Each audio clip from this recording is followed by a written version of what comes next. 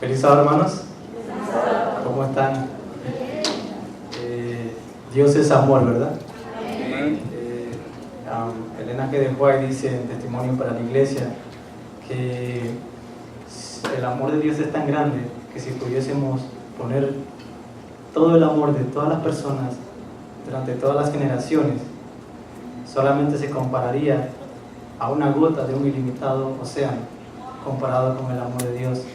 Y podríamos estudiar, investigar todos los días de nuestra vida cuán grande es el amor de Dios, todavía nos quedaría su inmensidad, para la honra y gloria de nuestro Dios.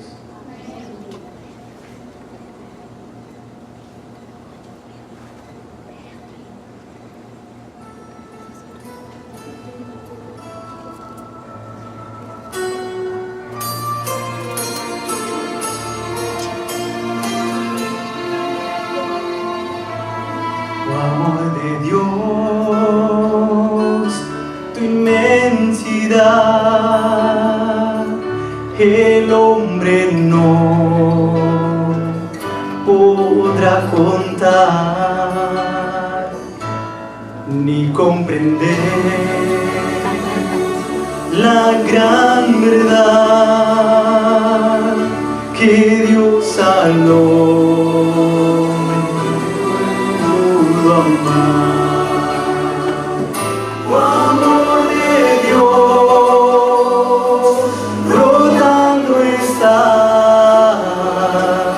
Inmensurable,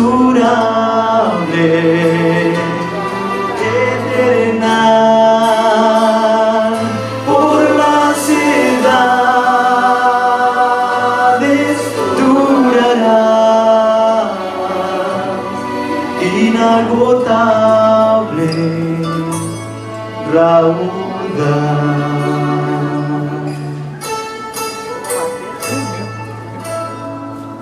Cantemos todos, si fuera tinta, todo el mar. Hace falta eso, sí, falta también saber para ustedes. Si fuera tinta todo el mar y todo el cielo un gran papel y todo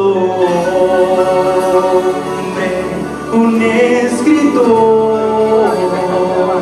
y cada hoja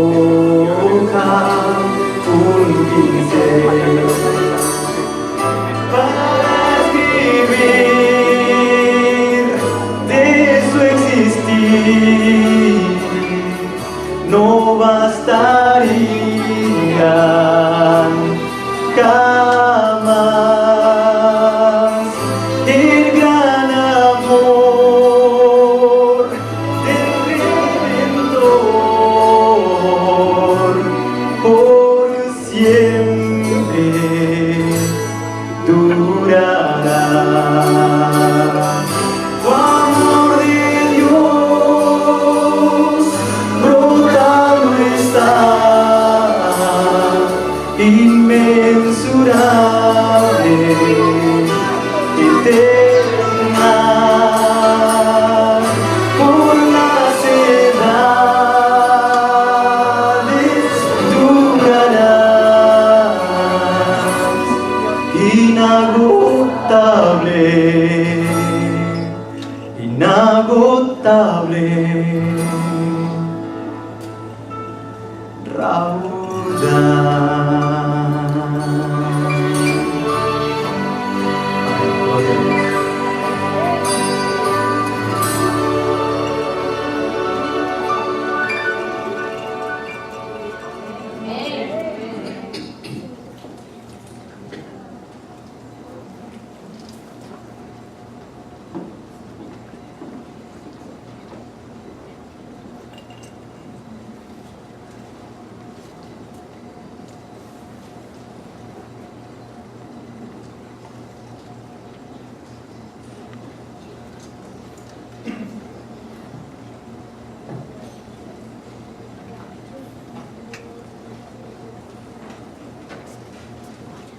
Feliz sábado para todos.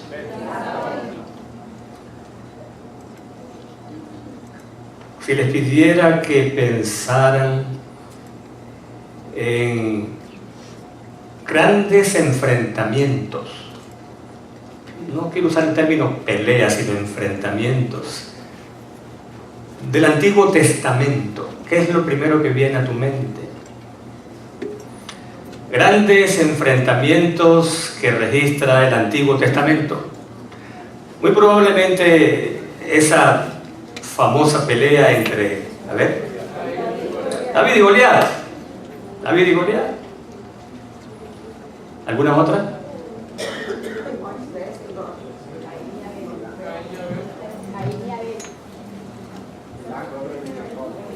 Caín y Abel. No. Yo creo que podrían mencionar, y estoy muy seguro de que no viene a la mente ese gran enfrentamiento que registra Primera de Reyes capítulo 18 entre un profeta de Dios y aproximadamente 850 profetas idólatras. ¿De quién estamos hablando? Estamos hablando de Elías. 450 profetas de Baal, a los cuales sumamos 400 profetas de Acera, la consorte de Baal, y allí está Elías en el monte Carmelo. ¿Qué tienen en común esos dos grandes enfrentamientos? A ver, ¿quién me dice qué tienen en común? Esa pelea o ese enfrentamiento entre David y Goliat y el de Elías contra los profetas idólatras de tiempos de Acab y Jezabel. Vamos a ubicarnos primero en el caso de David y Goliat. Cuando David dice, al llegar al campamento y escuchar a Goliat desafiar a las huestes de Israel, cuando él dice, ¿quién es este filisteo incircunciso para que desafíe de esta manera? A ver, ¿qué más? A las huestes del Dios viviente. ¿Qué está diciendo David allí? ¿Quién es este? Porque lo que Goliat estaba haciendo era prácticamente blasfemando el nombre de Dios. Y David tiene esa percepción, esa habilidad, siendo tan joven, para ver lo que ninguno en ese momento estaba viendo. Lo que David estaba viendo es que la pelea o el enfrentamiento entre dos hombres era más que el enfrentamiento entre dos hombres. En realidad era una pelea de naturaleza espiritual. Porque lo que estaba planteado era básicamente, ¿qué Dios es más poderoso? Entre, a ver, ¿quién recuerda el nombre? Dagón, Dios de los filisteos, y Jehová, el Dios de Israel. Eso era lo que estaba planteado. Por eso se escoge lo que en aquel entonces se llamaba combate representativo. Y el combate representativo era una forma muy práctica de evitar pérdidas humanas, porque se escogía el campeón de cada lado. Y el que prevaleciera, básicamente el resultado significaba que el Dios del ganador era más poderoso que el Dios del perdedor. Así de sencillo. Así que David tuvo la percepción de darse cuenta de inmediato de que se trataba de una pelea espiritual. Pero ¿qué en el caso de Elías? ¿La misma percepción, sí o no? La misma percepción. ¿Y cómo lo sabemos?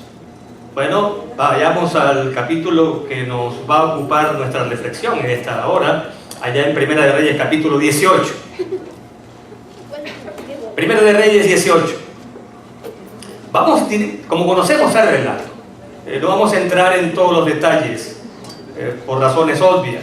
Así que de Primera de Reyes capítulo 18, vamos directamente al versículo 17, que introduce el momento cuando después de más de 3 años, por fin aparece Elías.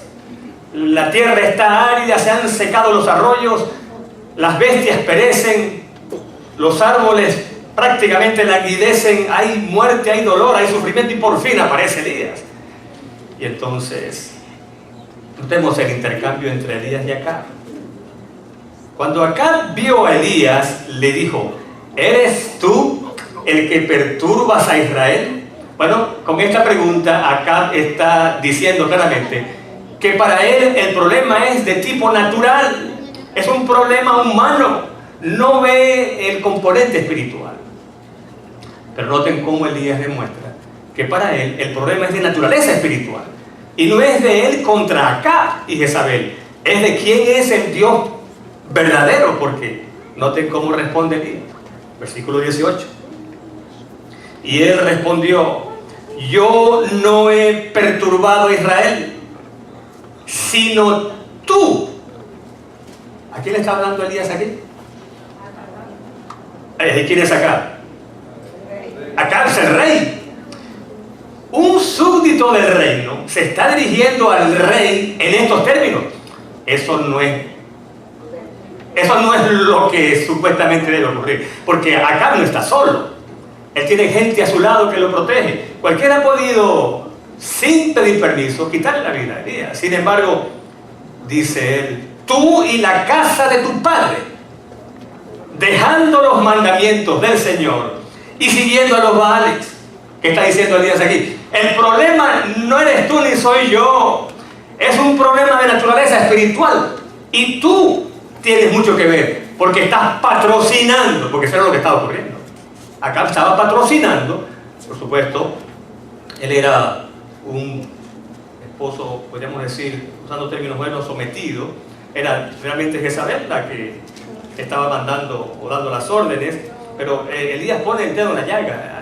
Tú has patrocinado un culto que lo que ha traído como resultado es el olvido de Dios, sus mandamientos, y has inducido al pueblo a seguir a los Baales. Noten que el término que usan no es Baal, es los Baales, porque en aquel entonces había como estatuillas, ídolos, que eran una representación física y visual ¿de quién? De Baal. ¿Y quién era Baal? Vamos a ver.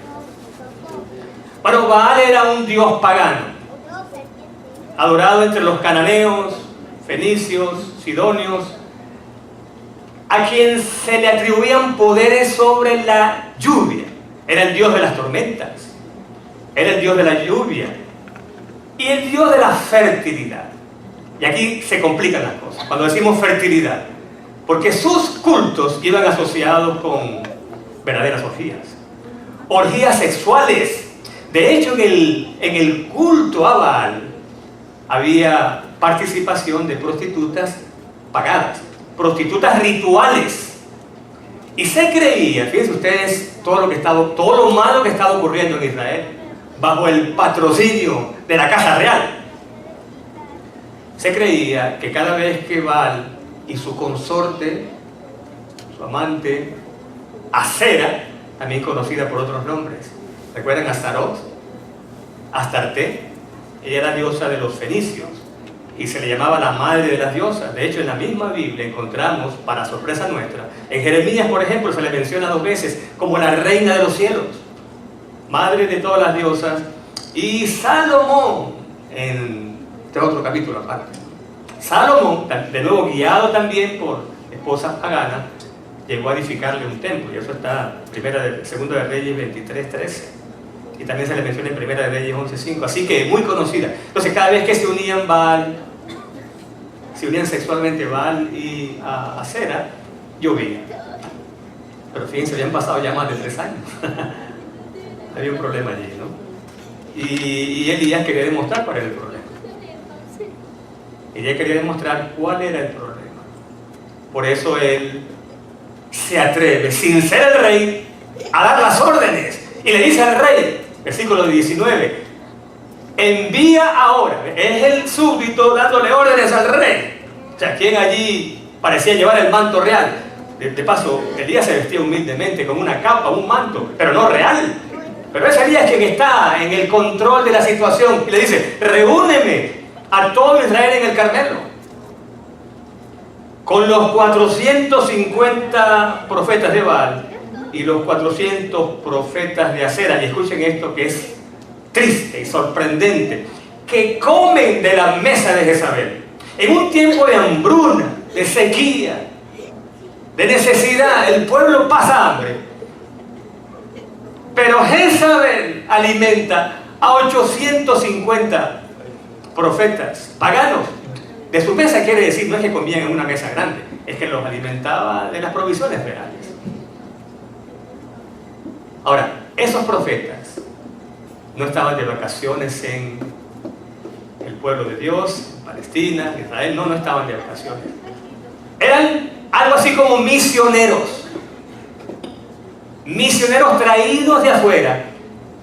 ¿Con qué fin se envía un misionero a una tierra? A ver, a una tierra cualquiera. ¿Con qué fin llega un misionero? Evangelizar. Llevar un nuevo mensaje.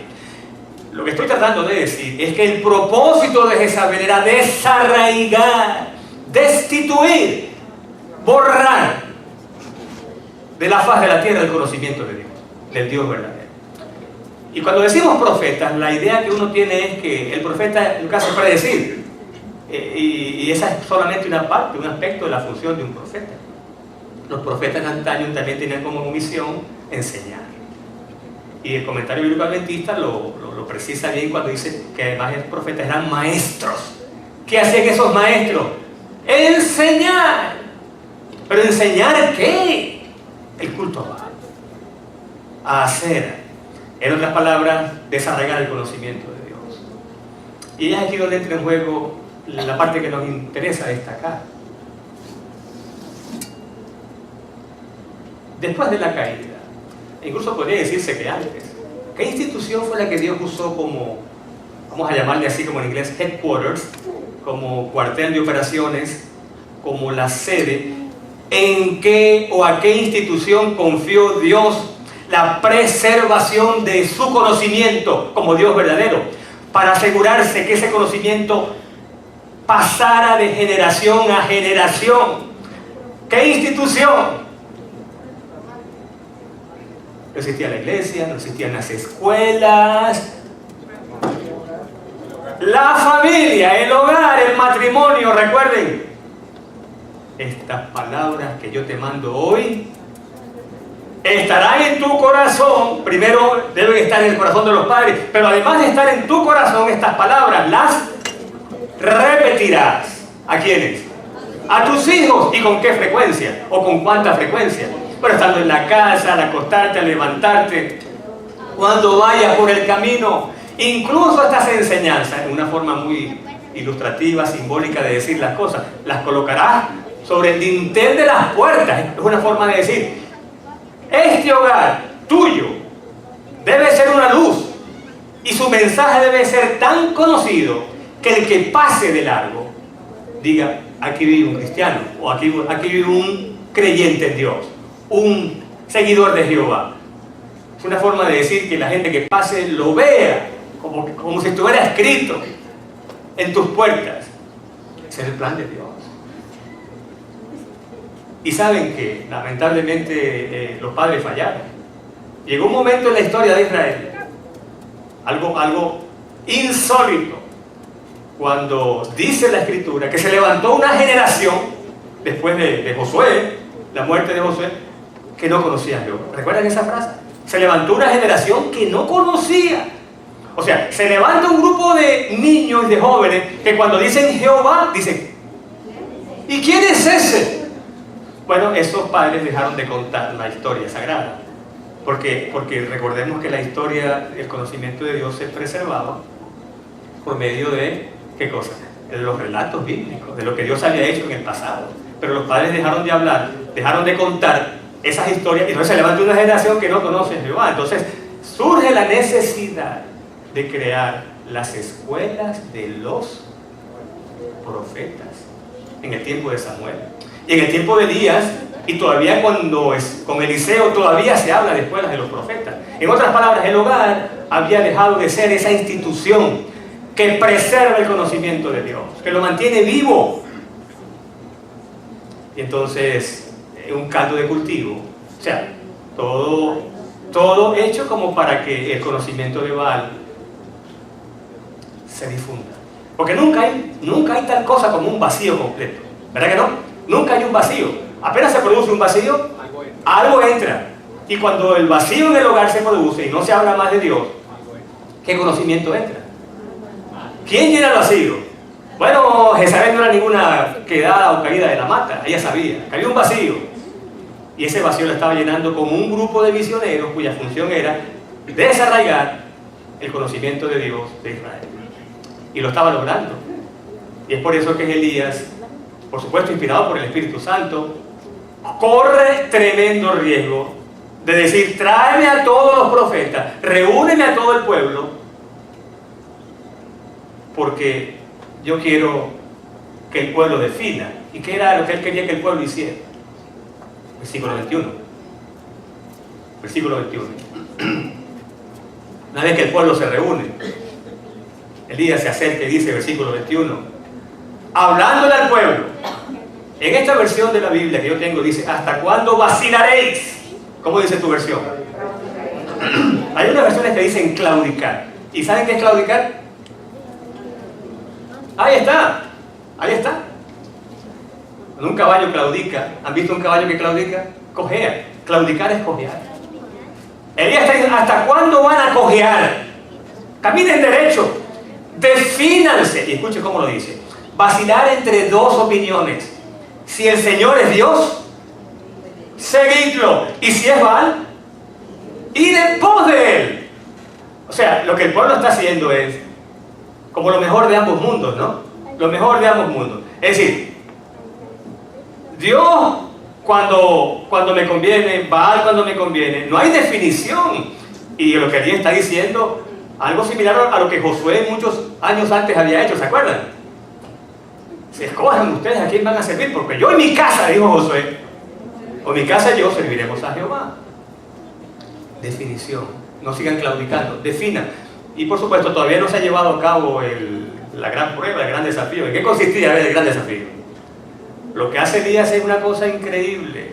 Solo la fe en Dios de este hombre lo pudo, además del Espíritu Santo que lo estaba guiando, proponer semejante prueba.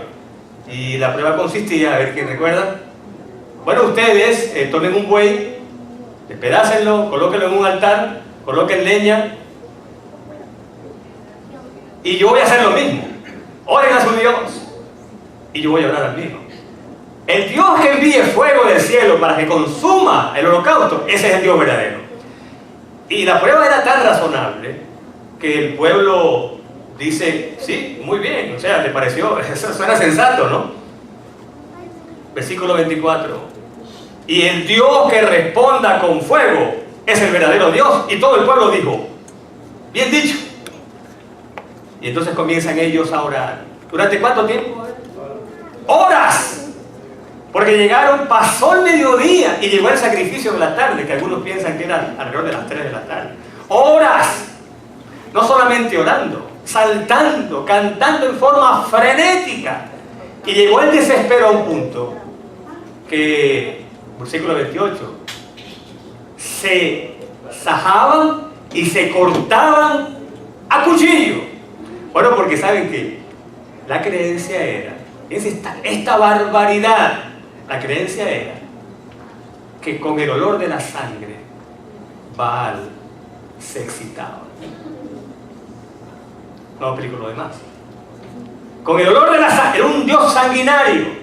Ese era el conocimiento que esos 850 misioneros estaban tratando de transmitir al pueblo de Dios. Una barbaridad. Y sabemos que si el hogar falla, ¿qué nos queda? A ver. Si el hogar falla en cumplir esa misión de instruir a los niños desde temprana edad, entonces la esperanza es muy poca. De hecho, los grandes regímenes totalitarios, ¿a qué edad comienzan los regímenes totalitarios a hacer su obra, transmitir su filosofía nefasta? Desde que están chiquitos. Bebés, niños, escuela, porque ellos saben que la siguiente generación hay que formarla temprano. Y es lo que, sin decir ahora, bueno, están hablando de Venezuela, yo soy venezolano, y los que son cubanos saben cómo es, los nicaragüenses saben cómo es lo mismo. Sembrar desde pequeño que Dios no existe, que no hay tal cosa, teoría de la evolución y tantas otras cosas más, que al final cosechan, porque cuando estos jovencitos, niños, crecen, ¿dónde está Dios? Todo es materialismo, materialismo histórico.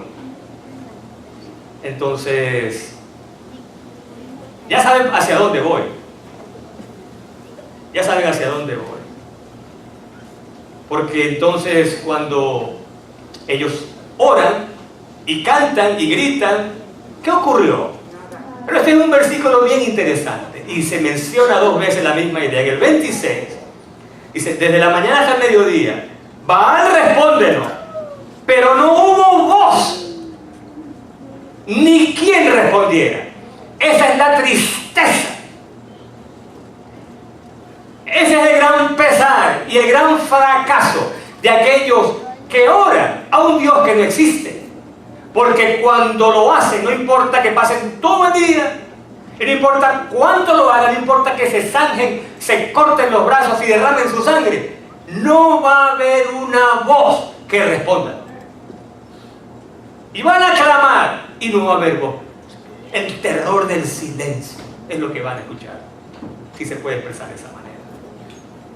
Y en el versículo 29, pasa el mediodía y llega la hora del sacrificio, aproximadamente las 3 de la tarde, pero no hubo voz. ¿Cómo va a haber voz? Es que Baal no existe.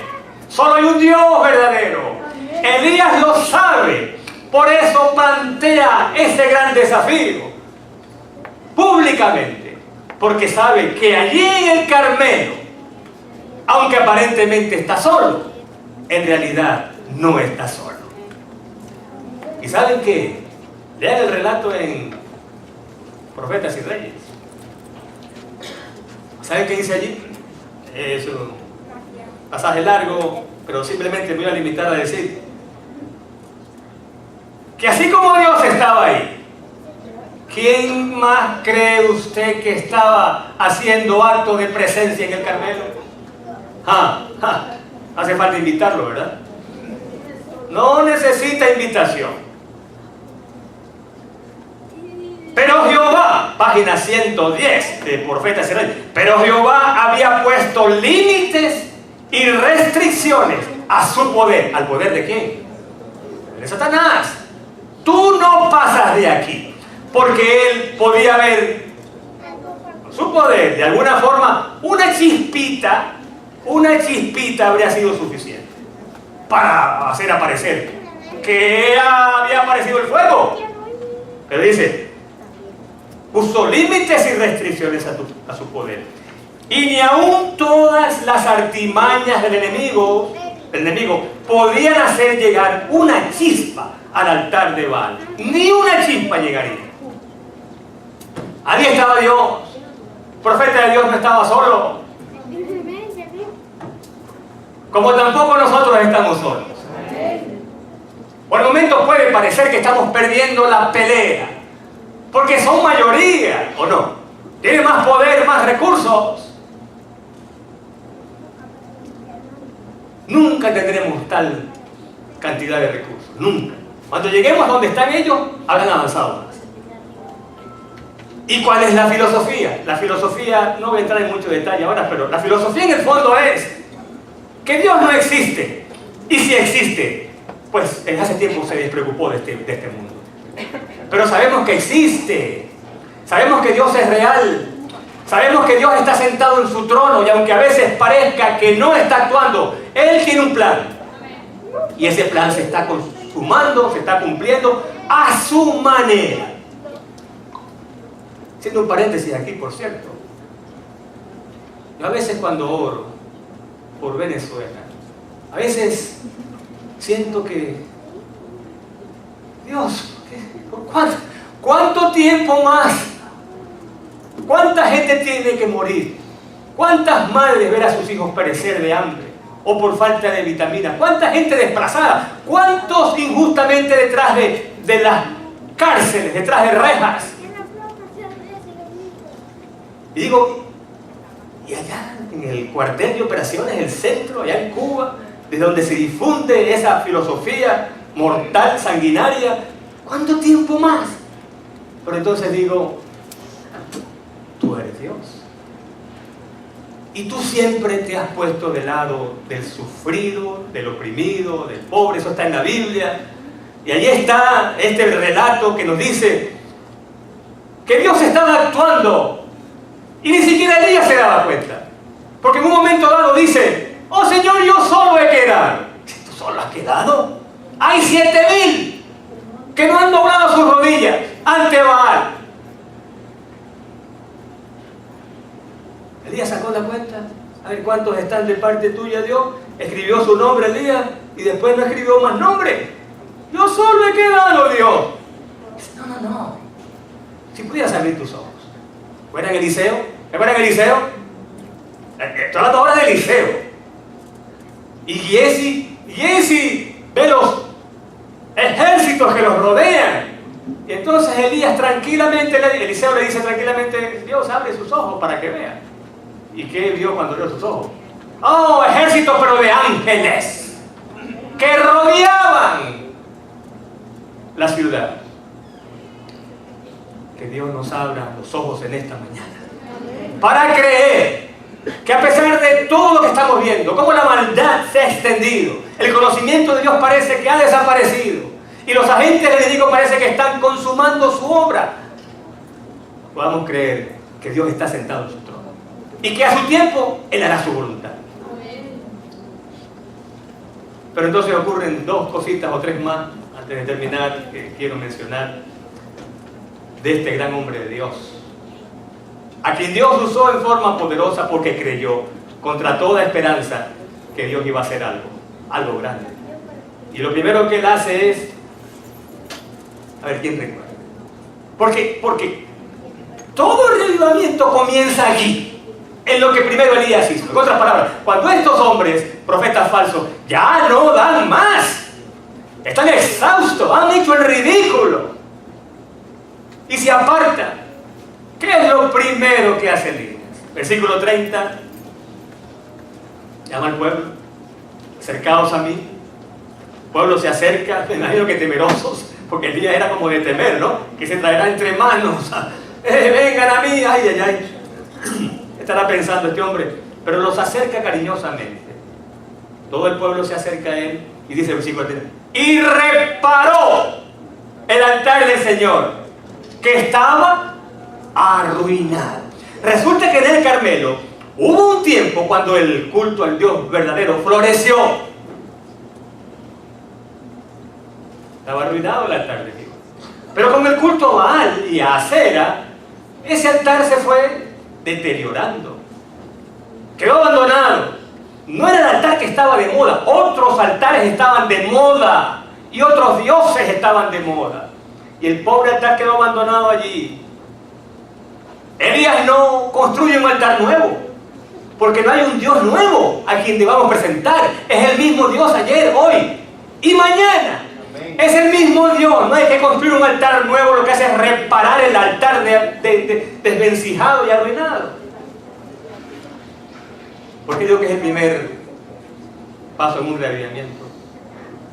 Porque la pregunta es: ¿cómo está el altar en el hogar? ¿Cómo está el altar en el hogar?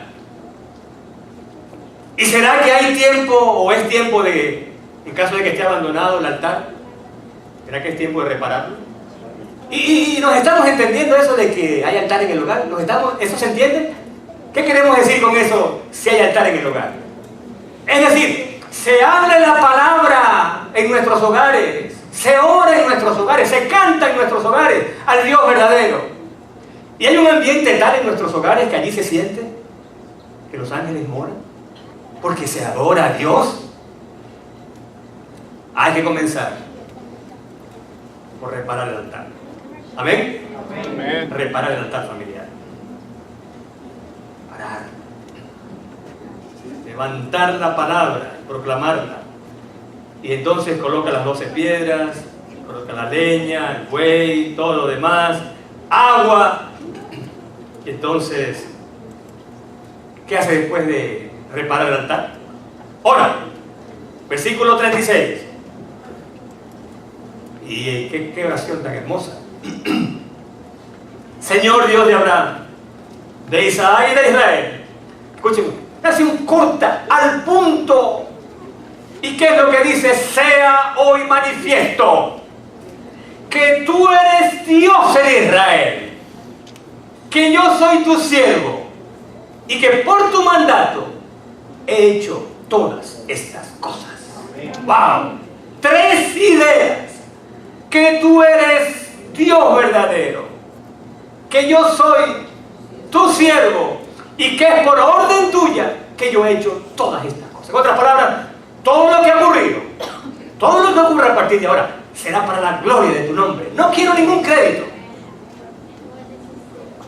¡Wow! Y ahora la siguiente parte, 37. Respóndeme, Señor, para que conozca este pueblo que tú, Señor, de nuevo la idea, eres el Dios verdadero. Y ahora la última parte. Ahí está el objetivo, esta es la misión. Dice, que conviertes, en esta versión dice diferente, aquí dice, que conviertes sus corazones. ¿Qué es lo que está diciendo Elías? Entonces eres el Dios capaz de ¿qué? De que ese corazón que se está yendo en pos de Baal, en forma desbocada, tú lo tornes.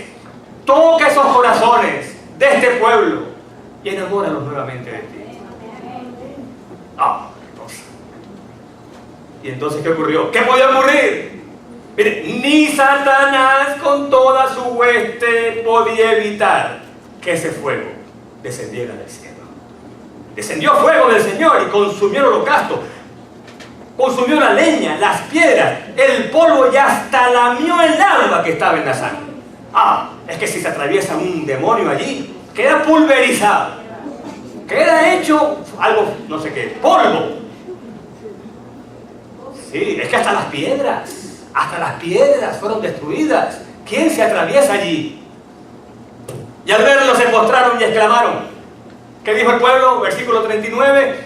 El Señor es Dios. El Señor es Dios. Tremenda victoria. Tremenda victoria. ¿Dónde comenzó?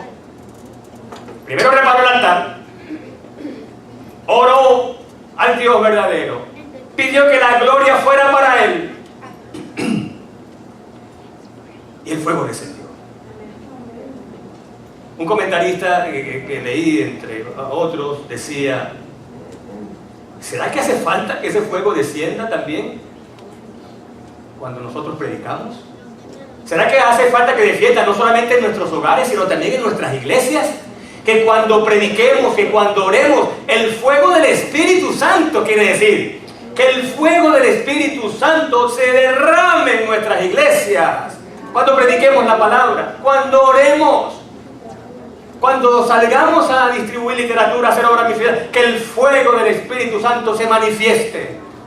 ¿Y saben qué? Se va a manifestar cuando lo que de por medio esté sea Dios.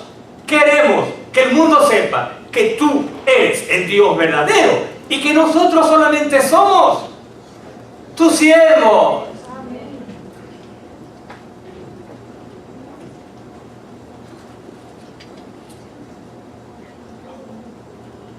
Hay otro autor, es el apellido Wiersbe, y él dice, ya con esto termino, que cuando el ministerio de Eliseo comenzó, a ver quién recuerda cómo comenzó el ministerio de Eliseo. Resulta que Elías es trasladado. Eliseo no quiere perderlo de vista, porque sabe que en cualquier momento va a ser trasladado Elías al cielo. Pero en un momento dado, Elías es trasladado y entonces Eliseo, podemos seguir en Segunda de Reyes 2:14, pueden buscar si quieren, porque es interesantísimo lo que ocurrió allí. Segunda de Reyes 2:14 dice, versículo 13, entonces Eliseo levantó el manto de Elías que había caído, o sea, lo pudo como aferrarse, porque en el versículo 12 dice que trabando del vestido, se agarró del vestido de Elías, lo rompió. Y entonces Eliseo levanta el manto de Elías que ha caído al suelo. Entonces se para a la orilla del Jordán. ¿Y cómo comenzó el ministerio de Eliseo? A veces nos confundimos Elías, Eliseo, pero estamos hablando de dos personajes diferentes. ¿Cómo comienza el ministerio de Eliseo una vez que Elías es trasladado al cielo? Versículo 14. Y tomando el manto de Elías que le había caído, golpeó el agua y dijo, a ver, ¿dónde está el Señor? El Dios de Elías. ¿Y qué pasó? Y cuando golpeó el agua, esta se dividió a uno y otro lado. Y Eliseo pasó. Así comenzó. ¿Cómo comenzó el ministerio de Eliseo? Con un milagro. Y el milagro, por supuesto, producto del poder de Dios, pero usando como un medio, un instrumento, el manto o parte de la ropa de Elías. Pero este autor, en forma muy creativa, dice que la pregunta hoy, la pregunta que debemos hacernos no es, al ver tanta apostasía, porque Baal, de él no se habla ya, casi. Pero yo quiero decirles que Baal está vivo todavía y goza de buena salud. ¿Saben por qué, no? Y Acab y Jezabel, o sea, el espíritu que los animó sigue vivo, que es la destrucción del conocimiento de Dios. De hecho, en el mismo libro, que no estoy aquí yo ahora haciendo cosas raras, pero mire, el mismo libro, Profetas y Reyes 132, la historia se está repitiendo. El mundo tiene hoy sus Acabes y sus Jezabeles. Estoy leyendo. ¿Sus qué? Acabes y Jezabeles.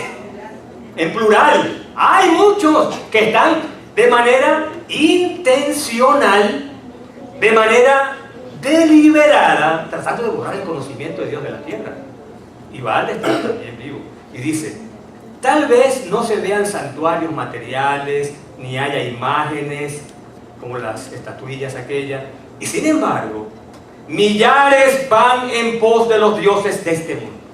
¿Y saben qué dioses menciona? No menciona a Dagón, no, dice las riquezas, la fama, los placeres, el sexo, oh, wow, las fábulas agradables que permiten al hombre que siga las inclinaciones del corazón irregenerado. O sea, Baal está vivo. Jezabel acá, o sea, esas fuerzas siguen operando, porque en el fondo, ¿quién es el que está detrás de todo eso? El enemigo de todas las almas. Entonces, este autor dice, la pregunta que debemos hacernos no es ¿dónde está el Dios de Elías? ¿Cuál es la pregunta? ¿Cuál es la pregunta?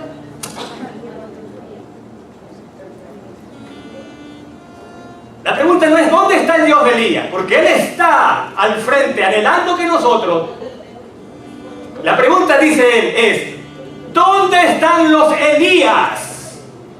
¿Dónde están los Elías? Dios está allí, esperando que Elías, tú y yo, digamos, Señor, úsanos. Queremos proclamar que tú eres el Dios verdadero y que nosotros somos tus siervos. ¿Dónde están los Elías? Que comenzando en el hogar, Él elevó un santuario donde Dios sea honrado y glorificado como el único y verdadero Dios. Pero la pregunta está en pie. ¿Dónde están los Elías? Yo quiero ser uno de ellos. ¿Tú también? Yo quiero ser uno. Yo quiero vivir de tal manera que, aunque no entienda, porque a veces agonizamos, Señor, ¿por qué esto está ocurriendo? ¿Por qué permites esto? Aunque no entendamos plenamente, que podamos comprender que Dios nos ama, que Él tiene un plan y que ese plan se va a cumplir, con o sin nosotros. Él sabe lo que está haciendo y a su debido tiempo traerá a su fin y pondrá fin al mal que se ha arraigado tanto en este mundo.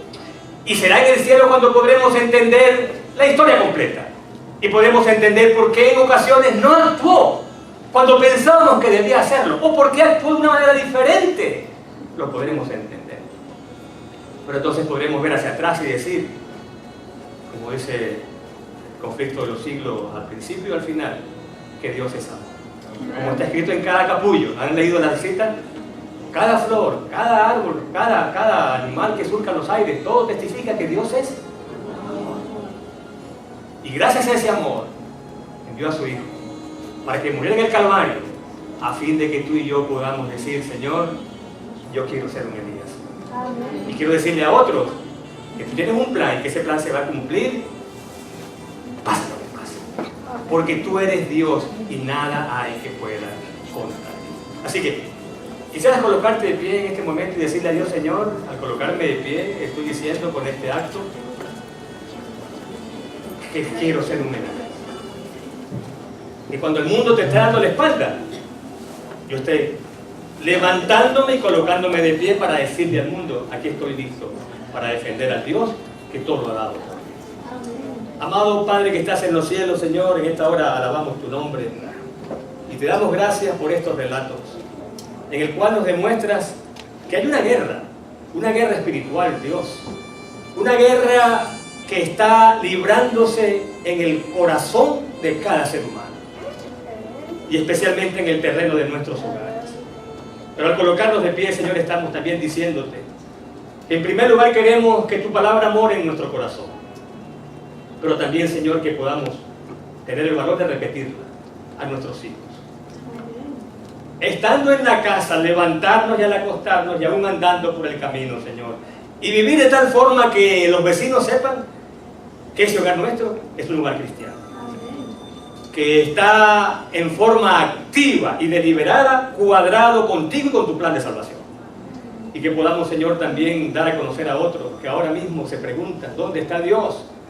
Que tú, Señor, desde los cielos tienes el control de todas las cosas, que estás sentado en tu trono y que en el momento debido, Señor, pondrá fin a todo este mal. Tu Hijo vendrá y finalmente podremos ser llevados contigo al Padre Celestial. En tu nombre pedimos estas bendiciones con acción de gracias, lo pedimos. Amén. Vamos a permanecer de pie para el himno que va a ser anunciado y con el cual terminamos la cosa.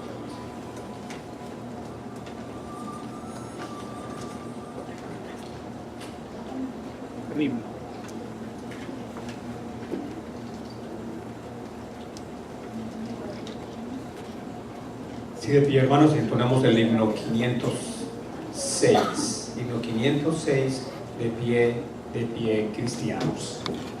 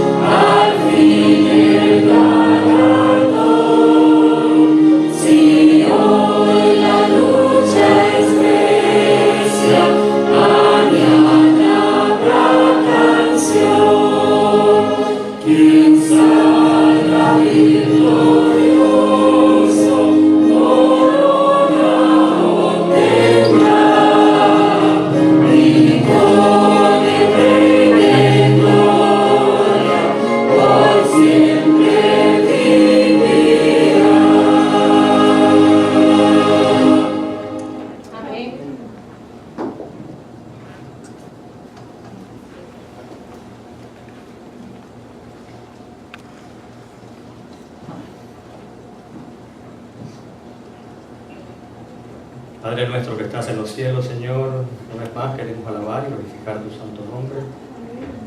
Queremos darte gracias, Dios, porque hemos sentido que tu presencia ha estado en nuestro medio a través de tu Santo Espíritu. Y gracias por tu palabra, Dios, esa preciosa palabra que nos indica el camino a seguir, que nos asegura que hasta aquí tú nos has traído, Dios, que seguirás al frente de tu pueblo hasta el día cuando diremos al ver a Jesús en las nubes del cielo, de aquí este es nuestro Dios. Lo hemos esperado y ahora Él nos ama. Pero queremos decirte, Dios, ante el llamado que se ha hecho, queremos reiterar que puedes contar con nosotros, Dios. Queremos unir nuestras voces en esta cruzada, Dios, que ya lleva siglos en marcha, predicando que tu Hijo amado viene pronto y que entonces pondrá fin a todos los pesares en este mundo, Dios, y entonces podremos finalmente ver tu rostro. Dice nuestros hogares, Dios, que podamos allí plantar en todo el centro el estandarte de la cruz y que se vea la bandera ensangrentada del príncipe Emmanuel. Que nuestros hijos, nuestros niños, todos en casa puedan conocer que eres el Dios verdadero. En tu nombre santo lo pedimos con acción de gracias. Amén.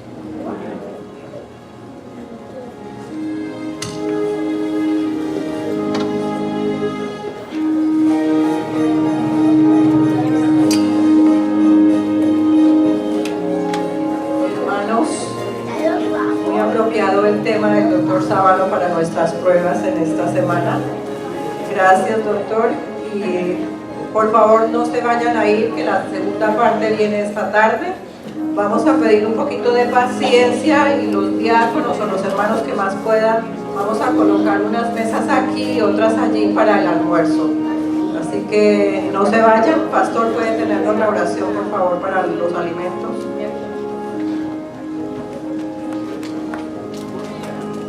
Estamos todavía tratando de ver cuál va a ser el mejor lugar para el comedor, así que un poquito de paciencia. Tenemos el rostro para orar. Querido Dios y Padre nuestro, gracias por el pan espiritual. Permite, Dios, de que en medio de los males de este mundo, nosotros podamos levantarnos para presentar al único Dios. Que al tomar estos alimentos físicos, puedan darnos la energía para que nuestras mentes puedan decidir correctamente aquello que hemos de hacer. Bendice el alimento que hemos de tomar, bendice las manos que lo han preparado, para que puedan nutrir nuestros cuerpos para tu honra y tu gloria. Lo pedimos en los méritos de Cristo Jesús. Amén.